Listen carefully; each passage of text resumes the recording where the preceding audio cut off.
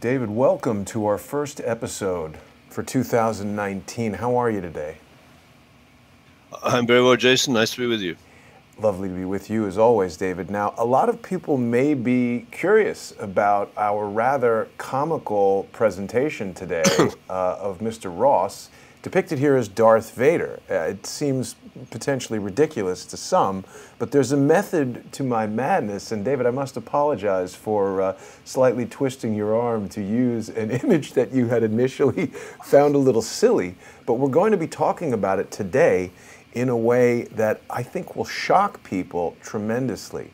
Before we do that, however, I did want to talk a bit about everything that's going on with Patreon, because there was an announcement made. Sorry, what was that? Did you have something you want to add? Can you hear me, David? Yeah, sure. Okay. Anyway, I was just saying I wanted to add briefly just a commentary about Patreon, because of course people who are regular viewers of our show know that every Friday you and I are doing a Patreon-only show, and we really must thank our generous sponsors. We couldn't do these shows without them, and people can watch that Patreon-only show, which will be beginning at noon Eastern in just 1 hour, and they can get that on patreon.com/reverse-CSI storyboards, and also on patreon.com/crowdsource the truth. Now, David, we've spoken quite a bit about Patreon's removal of Carl Benjamin, also known as Sargon of Akkad, and it was quite objectionable from the standpoint of freedom of speech, etc. But the thing that concerns me, and you initially raised my awareness to this matter, is that perhaps it's not Patreon doing it directly. Perhaps they're being influenced to do this. And I started thinking about that quite a bit, because when I met Jack Conte, the CEO of Patreon, in September at their PatreCon event, I found him to be a very thoughtful and genuine guy. And what's going on with their company seems incongruent with my impression of him. Now, I could be wrong, but I thought about all this stuff. Here's a guy who was a musician who started a company that grew to the size of $450 million valuation, according to the New York Times. And that is a huge responsibility for anyone to take on. I think it would be quite difficult for most people to anticipate what would happen if you were running a $450 million company. Certainly there are outside investors and other people who are exerting their influence over Patreon. And as I said, you raised the very realistic possibility that someone, and they've said it in this New York Times article, that banking interests and payment processors, etc., exert influence over them. And this is a common theme that you and I discuss, people being influenced by outside forces. So I want to thank the Patreon sponsors that have stayed with us, and I want to encourage anyone who might be watching on patreon.com/crowdsource the truth to also consider joining us on patreon.com/reverse CSI storyboards. That's David's Patreon page, and it's very important that David has our support. We just can't continue doing this work without the support of the audience. So really thankful to everyone who watches us on Patreon, and I hope people will join us in just an hour for the second part of this conversation. But with that being said, David, why don't we dive into what we're going to be discussing today, these space-based weapons. It crosses over into everything that you and I have been talking about, Wilbur Ross's role as the Commerce Secretary, his desire to speak only about space, didn't want to talk about patents or SERCO, and of course the fires in California, and now these bizarre events in New York and Louisiana. Yeah, absolutely. It's fascinating when you look at the DNA of the job of Ross, of course, because he's the Commerce Secretary, and he has the responsibility, and I would argue, in a certain sense, he's a custodian of what goes on at the Patent Office, the United States Patent and Trademark Office. And of course, he and Trump were boasting that they had signed off on the 10 millionth patent, and we might be able to come to that a moment, and it's a Raytheon patent that involves lasers and 3D simulation and construction. But he didn't want to talk to you about the fact that SERCO has claimed, I think on November, a press release, 15th of November, to have processed the 4 millionth patent, which is a pretty fair chunk of the total 10 million patents. Yeah. Which is to say that you've got a British company totally controlling the output of the patent office, and actually more particularly the screening and classification. Now, the problem for that for Americans is if SERCO is influenced by its shareholders, and let me remind people that the SERCO shareholders met on the 47th floor of the North Tower on the morning of 9/11, and as far as I know, escaped unscathed. And that meeting appears to have been directed, and I can't prove it, by SERCO's investment banker, N.M. Rothschild and Sons Limited. And at the time, or shortly before, one Wilbur Ross was the senior guy for restructuring debt at N.M. Rothschild and Sons in New York, and had handled Trump's debt. So you've got an extraordinarily powerful insider with not necessarily the interests of the United States at heart, who doesn't know that the patent office is being run or effectively controlled by a British company, which has been hauled before the courts of public opinion, at least in the United Kingdom, because of alleged and apparent fraud in transporting prisoners. Yeah. So, go ahead. Sorry. Well, no, that's an interesting point. I have a couple of things that I wanted to share with you, David, that I think you'll find quite amusing.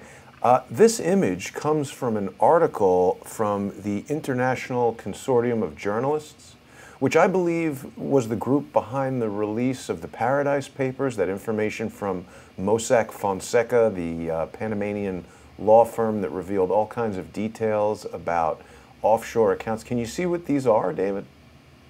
Well, I can see the Kappa Beta Phi sign. Exactly. These are cookies that were served at a National Press Club meeting. Let me see if I can get the article here. Yes, this is it. So this is from the International Consortium of Investigative Journalists, and it's from someone named Sasha Chavkin, who's talking about Wilbur Ross had an event at the National Press Club where he came in there, and he wanted to ask him about his connections to a Russian company. There's this guy Kirill Shamalov, who is Putin's former son-in-law, and Wilbur Ross kept his shares in a shipping company that's connected to, basically directly connected to people who are very close to Vladimir Putin. And I just find it so strange that we've got all this investigation into people like Dr. Corsi and Roger Stone, who are alleged to have even communicated with Julian Assange, and that this is somehow indicative of Russian collusion. Here we've got someone in Trump's cabinet who owns shares in a company that's dealing directly with Russian companies that have CEOs and other highly placed executives who are themselves under sanctions by the U.S. government, initiated by little Barry Soetoro, Barack Hussein Obama. And they're not investigating Wilbur Ross. The interesting thing, the thing that I found so interesting about this article with regard to Crowdsource the Truth, is that this journalist is obviously quite knowledgeable in many of the facts pertaining to Wilbur Ross, but he had no idea what this cookie was, the Kappa Beta Phi cookie. And it's so weird that they have these cookies there. This is some, famous artwork that Wilbur Ross owns, and then he's got the Department of... I mean, this is a bizarre plate of cookies, David, isn't it? Well, I'm not into cookies or even bizarre cookies, but yeah, it is. The issue, of course, is they're not going after Wilbur Ross, and they're not going after Hillary Clinton. Right. And they're not going after Michelle Obama, because the organization behind those three characters is a professional and institutional and global hit team. Right? And by that I mean, when those people, shareholders in SERCO, met on the 47th floor, we have to ask ourselves, given the power of that organization, like 3 sovereign governments, including the government of Saudi Arabia, the government of the United Kingdom, and the government of Singapore, and 10 custodian banks that would have $100 trillion of assets under management. What the hell were they discussing? Well, I think, and we've discussed this before, they were discussing the purchase of carbon credits, right, at the crime scenes in New York. And as we know, we've discussed the carbon. The only way of generating a carbon credit is to save carbon in the context of, let's say, either an individual by killing them, or an organization like an airline by blowing its planes out of the sky. What about planting trees? Right? So, well, planting trees captures carbon dioxide, but that's predicated on the false argument that carbon dioxide is a problem. What I'm looking at is how do you launder money to an organized crime group that is engaged in global murder for hire, right, for the purposes of power. So when Wilbur Ross is the probable restructuring authority for the SERCO IPO of 1988, he would be an expert in, and it would be very interesting to ask him that discussion, where was he on the morning of 9/11? And was he aware that the company for which he was probably the investment advisor, SERCO, was meeting on the 47th floor? And what were they meeting about? Right? And you've got this guy, Christopher Hyman, the chief executive officer of SERCO, goes to the Windows of the World restaurant on the morning of 9/11 to attend a breakfast meeting of the Risk Waters Group. And the Risk Waters Group lost 16 people and 72 guests, which included the guests from some of the high flyer companies, you know, Morgan Stanley, JP Morgan, et cetera, et cetera. And when you ask, you know, why aren't we investigating Wilbur Ross? Well, I think these people are terrified of Wilbur Ross because he's got access to a very ruthless organization that is engaged, it would appear, in neutralizing the carbon footprint of, well, dare I say it, climate deniers. Over to you. Right, climate deniers is something that that's a term that they love to throw around, and that immediately shuts down any opportunity to debate this from a scientific standpoint. If you don't agree with their premise, right away, any conversation with you is just completely off the table. And I mean, we see this happening everywhere. This is essentially what was done to Carl Benjamin. You know, there was no opportunity for him to defend himself. There was no opportunity for debate. We're really we're launched into this world where forget about being innocent until proven guilty.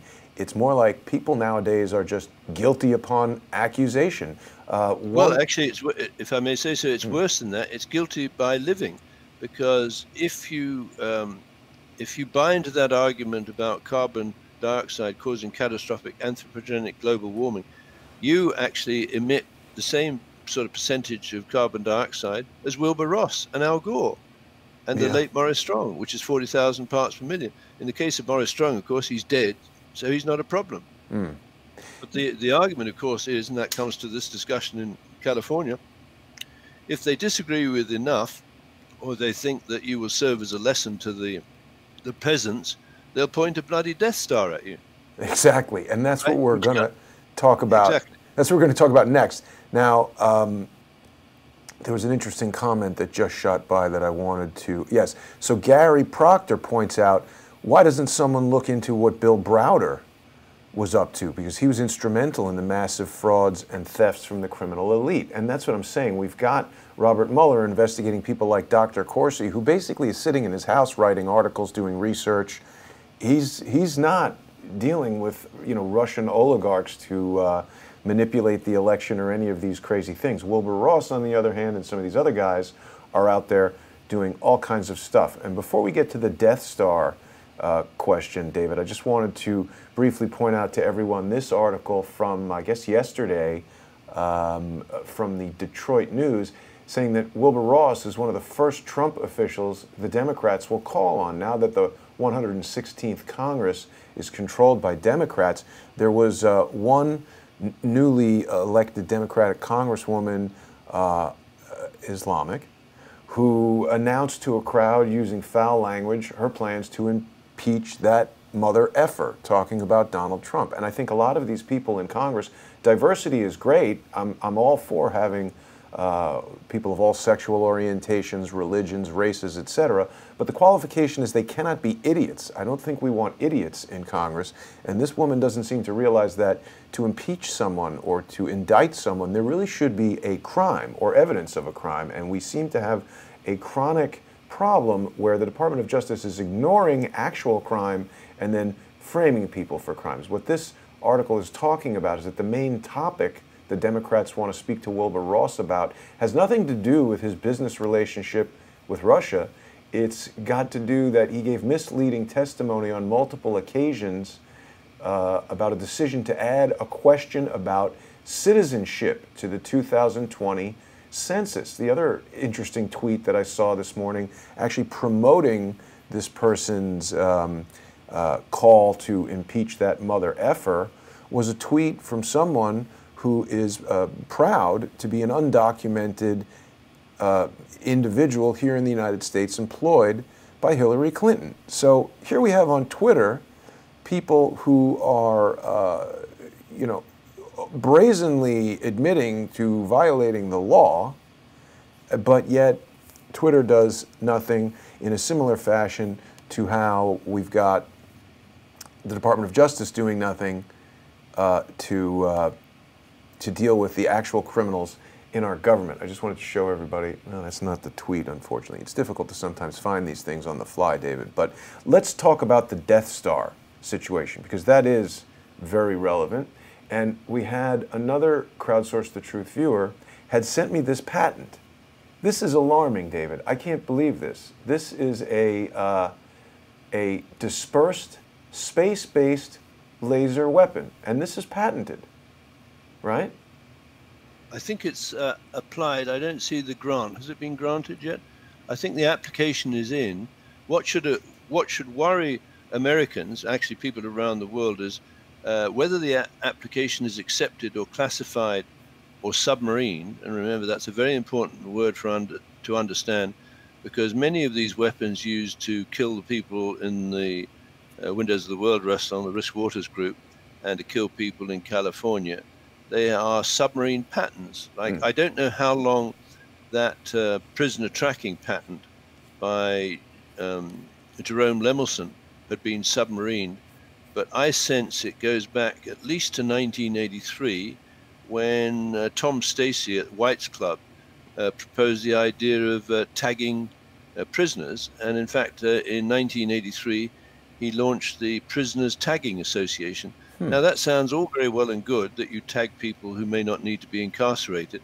However, you've got to be very careful that when they're wearing their tags, they're not being tracked by a criminal organization, which I think is what's happened, through police lines to do a contract hit, and then they're exfiltrated and perhaps put back in jail with a nearly perfect alibi, which is what I think Field McConnell's sister, Christine Marcy, was up to from around the same period, 1984.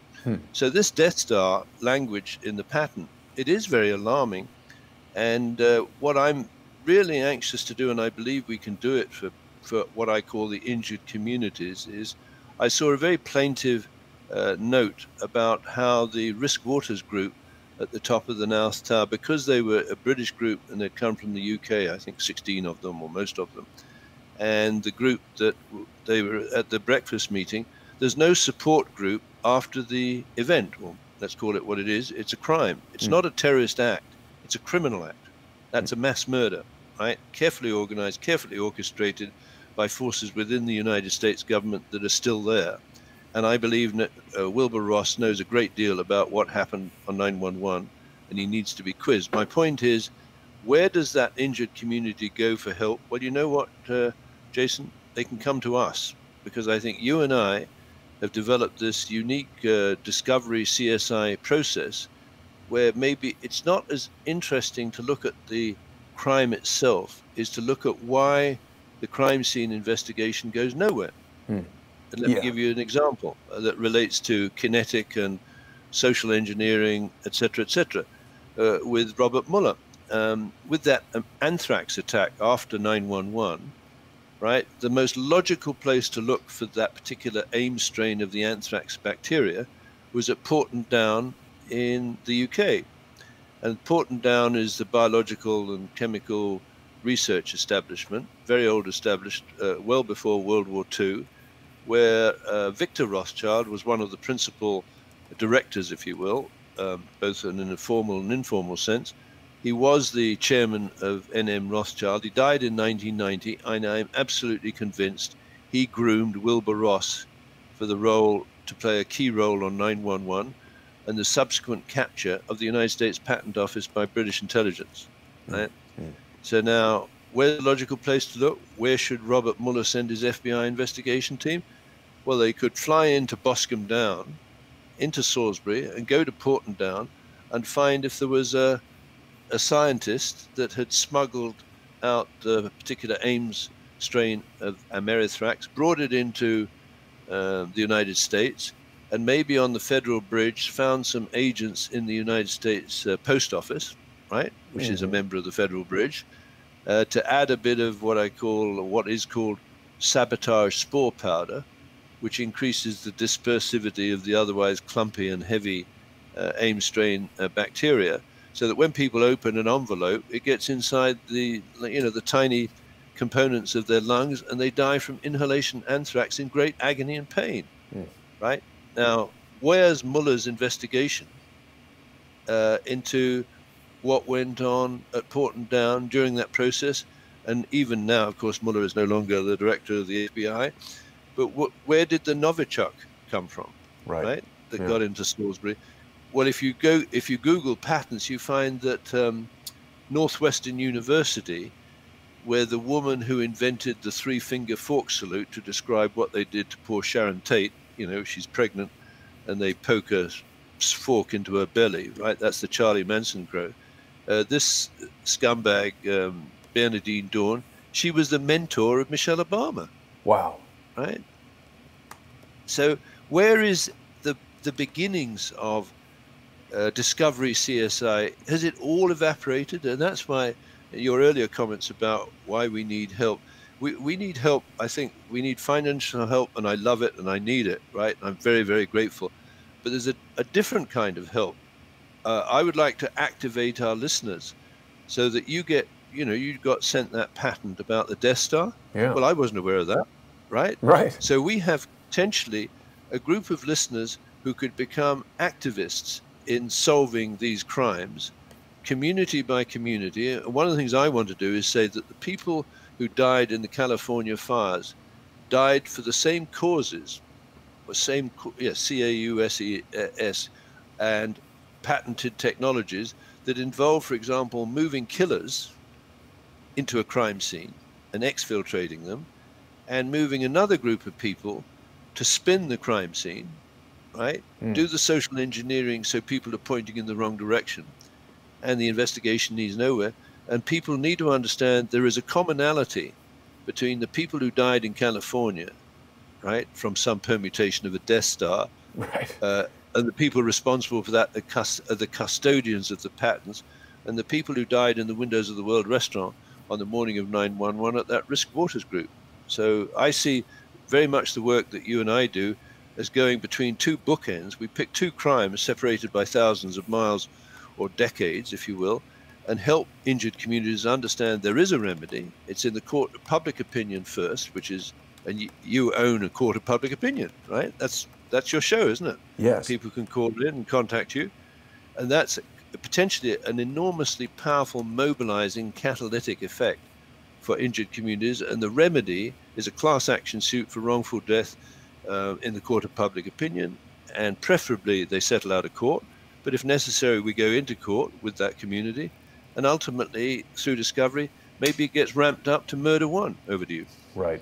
Right. And then, David, you raise an important point. Obviously, in addition to the financial sponsorship, which is critical, no business can run without money. No person can live without money. And we see these financial institutions, maybe MasterCard, maybe Visa, maybe banks, putting pressure, maybe, on Patreon. Certainly, they've admitted to as much in other venues, and Patreon spoke about this possibility in the New York Times article. So you and I sort of had an offline discussion last night where we collectively decided to reserve our judgment until we learn more facts and details about what's going on with Patreon.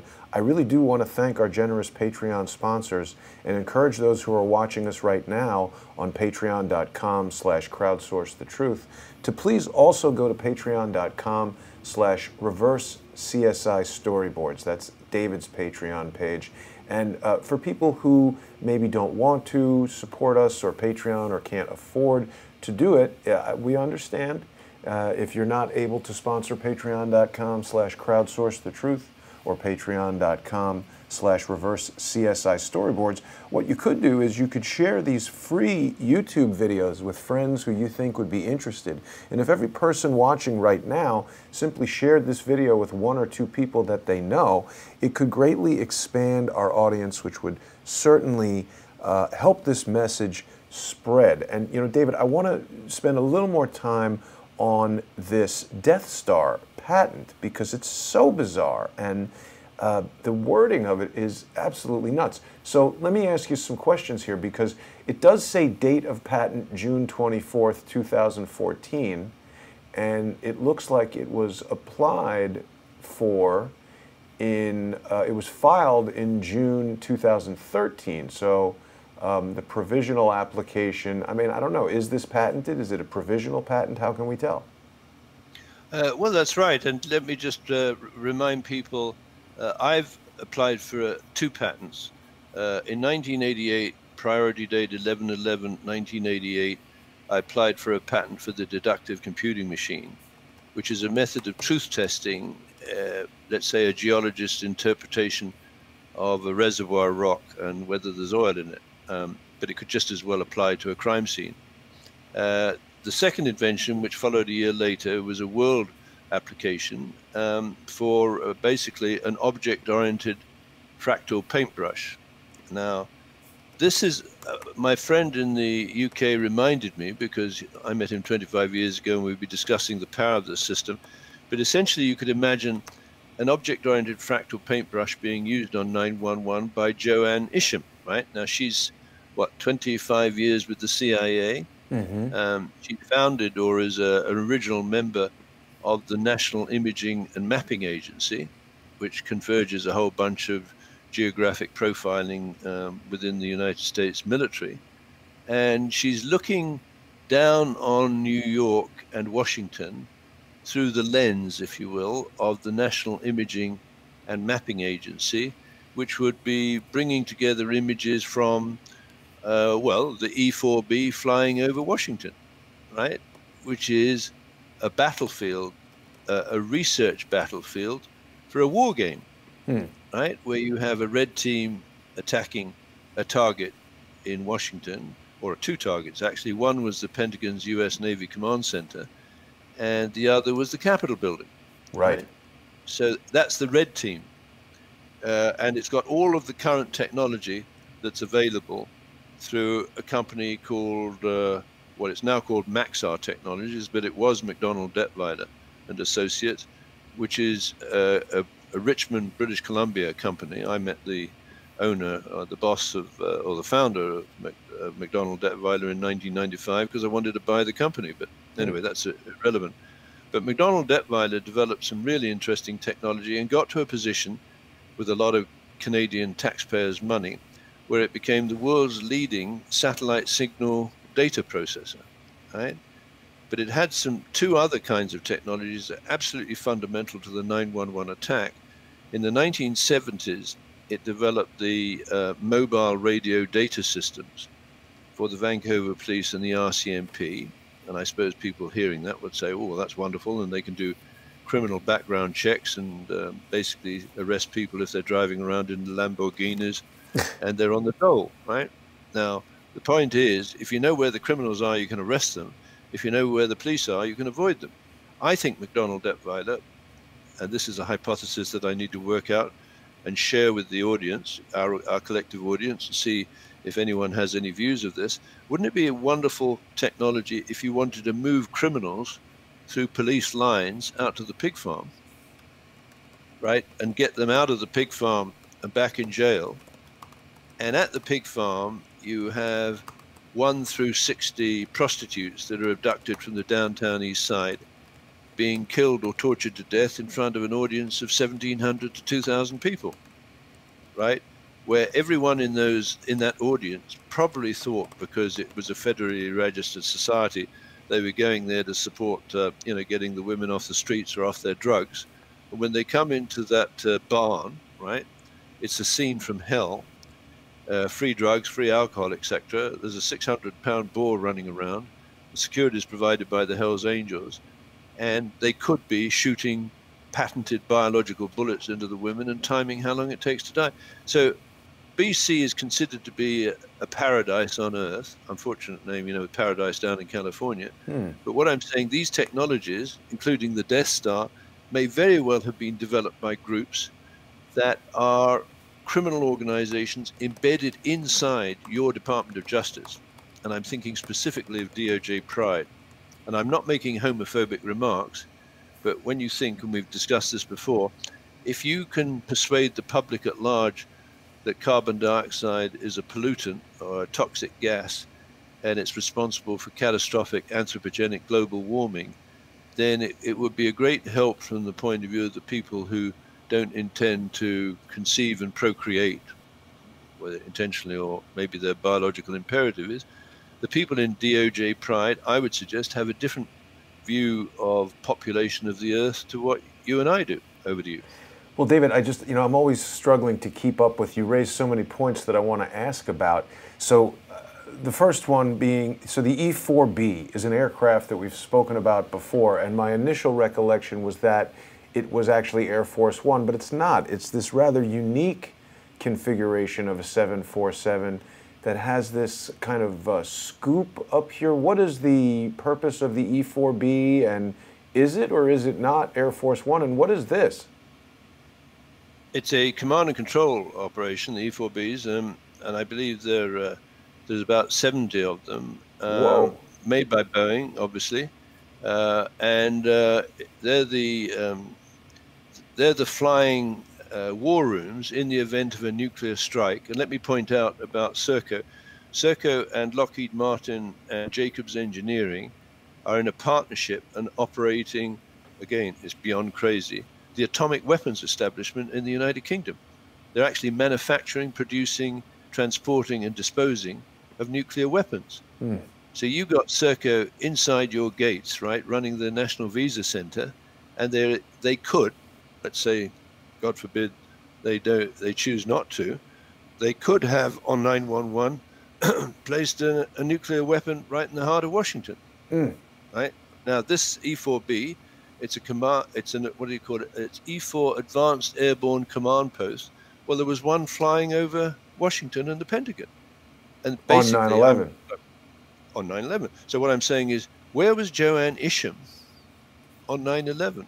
Well, right? Was she on the 25th floor of building number 7, where there was offices, a joint office? Now, why do you bring these people together?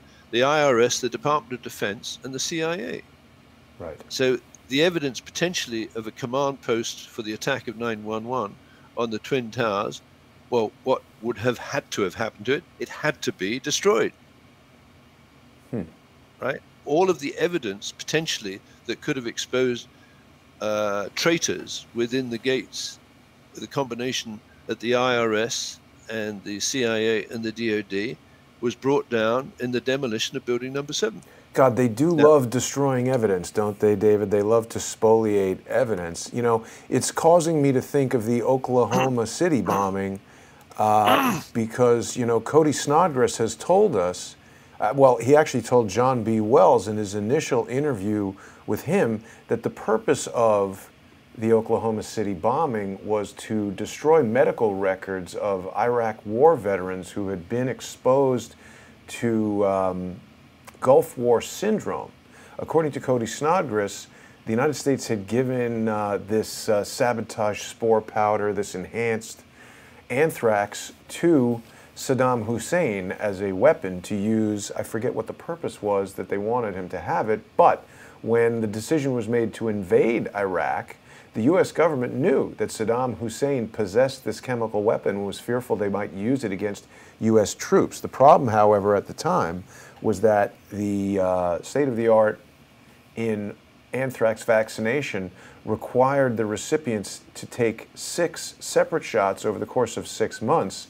And given the time frame of the invasion, that wasn't going to work. So they developed a new vaccine that they injected into these guys that gave them Gulf War syndrome.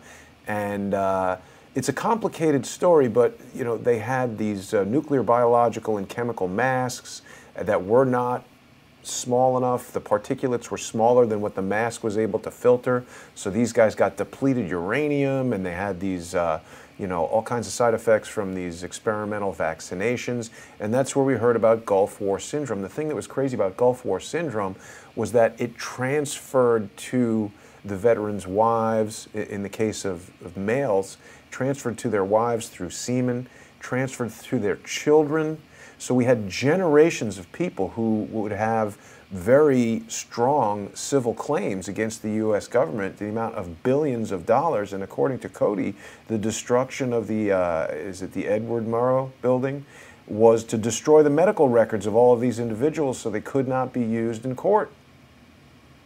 And amongst others, and I'm an expert in explosives. I used to train people and handle it and lecture on it in Schlumberger, and I look at that, and there's a number of issues there. If there was a truck bomb outside, you'd get a vaguely circular profile indented into the building, but you can see probably over on the left, there's been a bomb placed within and inside the building. Right, and right. I believe the bomb was placed under the daycare center. Mm-hmm. Right, now there are no coincidences. That bomb or those bombs were intended to send a message. And let me bring you back to the point about spoliation. If we see evidence of spoliation, we are entitled to what is known as an aggressive inference of guilt, because after all, they're taking away evidence that would allow you in the criminal courts to prove someone is guilty. Right. So when you see a line of people outside the Pentagon 10 minutes after impact picking up evidence, what should be happening with the FBI is who sent them, right? Who's coordinating it? I'm saying that the mobile radio data systems and the associated encryption developed by McDonnell Detweiler, now Maxar Technologies, is used to move the killers, you know, the saboteurs and the spoliators in and out of the crime scene without the knowledge and consent, if you will, of the regular people. Now, guess who took away the evidence from the Murrah building? Well, it was Christine Marcy's, Phil McConnell's sister, with her Conair planes, right? They pick up the evidence and they take it to down to, what is it, the tainted lab of the FBI. And I'm quite sure it's a truism that there's excellent people in the FBI. But when you go up to the top and you get people like Mueller hovering around, what's he done to solve the crimes of 9/11 and the anthrax? Zip all. And now he's after Trump, which is, for me, is a decoy. Well, Christine Marcy deployed a Conair plane, and remember her brother had told her how to handle a mutiny is you drone the plane, right?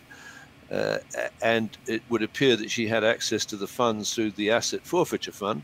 She probably droned, I believe, not just the Conair planes, but up to 200 planes were flying around on 9/11 that could have been flown as decoys or drones, and only 4 were actually done.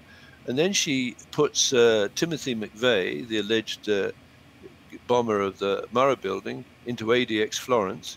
And where does she put him? Well, on the right, or, you know, basically it's some kind of permutation. On the right is Ramzi Youssef, the guy who built the bomb to blow up the World Trade Center in 1993, which had 100 pounds of atomized aluminum powder in it, where you get the very high temperatures and the incendiary effect.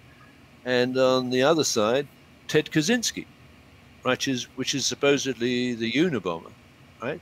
So you've got what I call a pod of criminality inside the jail with tremendous expertise on the explosives needed to bring the towers down on 9/11. And then Christine Marcy sends him to be executed, Timothy McVeigh, in 2001. So presumably there's a whistleblower or potentially an expert wisdom of what really happened on 9/11. who ain't going to say anything because he's dead. Over to you. It's really amazing how that happened. And you know, I've just thought of this for the first time ever, David. That Ramzi Youssef bombing in 1993 of the World Trade Center was actually pretty similar in concept to the Murrah building because they wanted to put bombs in the basement and blow it up. So, same kind of approach. Used to ride a truck, right? They used a rental truck, exactly. So, Ryder. David, yeah, Ryder, we're about to switch over to our Patreon-only broadcast. So I definitely want to encourage people, if they're not already sponsoring David or I on Patreon, to please go to patreon.com/reverse CSI storyboards or to patreon.com/crowdsource the truth. We're going to carry on this conversation there in just about 20 minutes, and we really do appreciate our generous sponsors. We're really going to try to look into this situation at Patreon further. I'd like to speak to Jack Conte and get a better understanding of what's going on, because simply dumping your Patreon account, I mean, that's very brave and bold, and it seems like the people who are doing that are millionaires already. So, I mean, I congratulate them on doing that and having the financial freedom to be able to do that. But if I terminated my Patreon account right now, it basically would be terminating my business and have no way to earn money. And there's also no clear indicator that there would be an alternative for people to go to enjoy these videos. And I'm certainly aware of BitChute and all these other options, but what we've done here is I've created sort of a network with David and Kevin Shipp and Mike Moore, Ole Damagard. I'm forgetting somebody, but you know, we've had well, Charles isn't only on Patreon shows, but the point is I'm able to sustain the free programming on YouTube by having this mechanism whereby people who feel it's important and choose to sponsor the show are able. And as a reward to those people and a motivation to people who maybe would require motivation, we have this ability to deliver subscriber-only videos to people that subscribe to you, David, or to me. And what I've done is I've created a startup business here where I'm trying to insulate myself from dealing with some of the challenges that startup businesses have. You know, choosing who to pay, how much. I'm trying to avoid fights of this person not getting paid enough, people sending money that they want me to give to other people. This mechanism allows sponsors to choose which guest they want to sponsor. You don't have to sponsor Crowdsource the Truth if you don't like me, but if you like David, if you like Ole, if you like any of the guests that I have on the show, each of them also had a corresponding page. Now, my initial thought, David, was to go to Subscribestar to replicate this model. However, Subscribestar is continuing to have their own problems. They're still working on integrating the alternative payment options for the platform. They were immediately closed out from processing payments with PayPal and Stripe, two organizations that I think are heavily influenced by MasterCard and the banks, etc. So simply terminating my Patreon account would be kissing my income goodbye and eliminating what has been so far a very effective method of creating and sustaining a pretty robust platform that the contributors like yourself are very pleased with. So I hope that people will stay with us on Patreon while we try to work through this, because maybe Patreon aren't even the ones that we should be angry with. Maybe it's MasterCard, maybe it's a bank. I don't know. We're trying to figure that out. Do I have time to make a quick comment? Yes, of course, Jason? David. And that's where I think we provide a service, and we're already providing a service to an injured community. And if we can serve injured communities related to each of these major crimes, we give them an opportunity in the court of public opinion, and that establishes a momentum in and of itself that is better serves the truth than getting picked off on these social networks, you know, like Petra. And I think you're absolutely right. I think Patreon is under pressure, and all of these other organizations are under pressure by these forces in the wings, like this kinetic social engineering protection appliance, can target Patreon and make life very unpleasant for the owners and the founders. So I see our support for the injured communities. Hopefully it'll get reciprocated, and the injured community can start joining our sites. And I think you have the absolutely good formula. they don't have to support you, they don't have to support me, but they might like somewhere in that pool, and basically the pool of talent, if you will, I mean yourself, myself, Charles Ortel and the others, they can be bootstrapped up with the injured communities, and that will provide a force to be reckoned with. Over to you. Yeah, there's been a lot of distracting chatter in the chat here today, David. People who are operating under fake names, and I think we know who they are. They're leveling accusations that I don't think are even worth looking at. But, you know, people who are reading those comments are, I think, discerning enough to know who's up to what. So, David, let's wrap this up right now, and we'll resume in just under 15 minutes on patreon.com/reverse-CSI storyboards and patreon.com/crowdsource the truth. Thanks for watching, everybody. David, I'll see you in just a few minutes. Okay, thank you, Jason. Bye now.